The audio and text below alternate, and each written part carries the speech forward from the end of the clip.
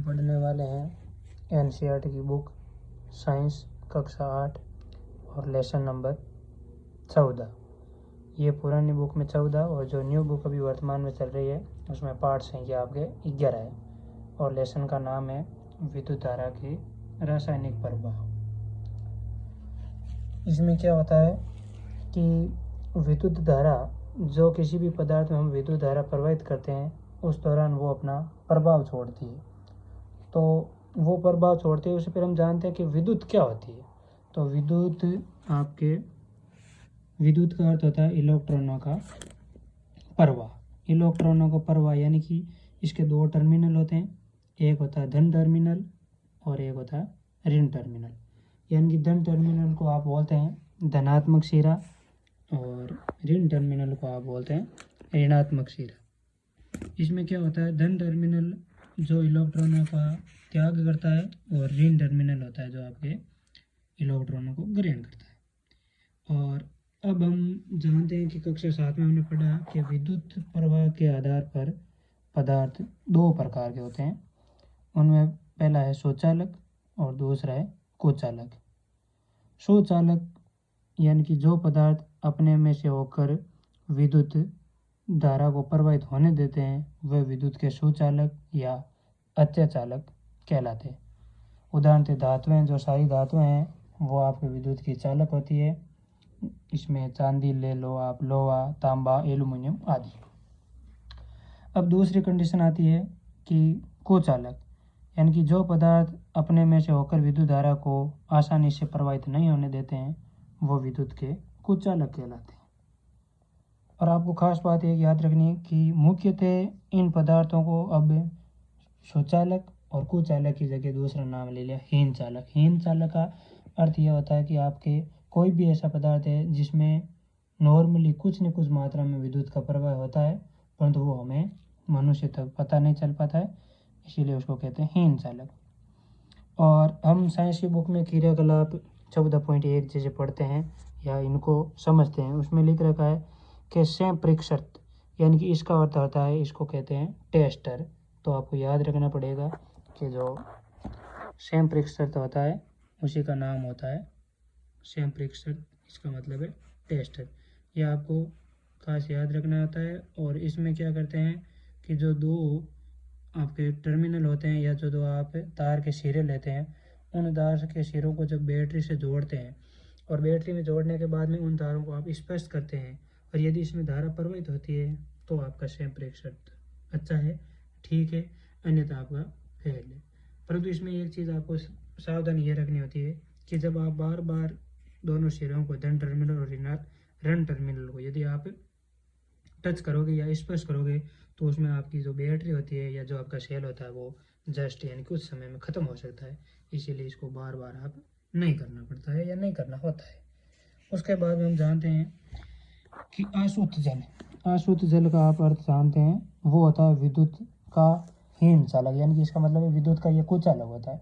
अशुद्ध जल वैसे तो बारिश जो वर्षा का जल होता है वो आपके अशुद्ध जल कहलाता है, परंतु जब आप मेडिकल स्टोर पर जाते हैं और वहाँ पर आप छोटे बच्चों के लिए या किसी अन्य व्यक्तियों के लिए यदि आप जो आपकी खांसी की या अदरवाइज कोई भी जो भी आपकी टेबलेट या आपकी जो दवाई है वो लाते हैं तो उस दौरान एक पानी की शीशी देते हैं साथ में, वो अशुद्ध जल होता है। उसके साथ में आप प्रयोग कर सकते हैं। उस दौरान यदि उसमें आप विद्युत धारा प्रवाहित करते हैं तो बिल्कुल ही आपका जो बल्ब है या जो आप भी एलईडी जो भी आप उसका उत्सर्जित करना चाहते हैं वो नहीं होती है। तो फिर नलकूप है या हेडपंप है, तालाबों से जब प्राप्त जल है वो विद्युत का सुचालक होता है क्योंकि इसमें जल की लवणता में अशुद्धि होती है, लवणता की अशुद्धि होती है, जिसमें आप पोटेशियम ले सकते हो, सोडियम ले सकते हो और भी बहुत सारे पदार्थ होते हैं जो आपके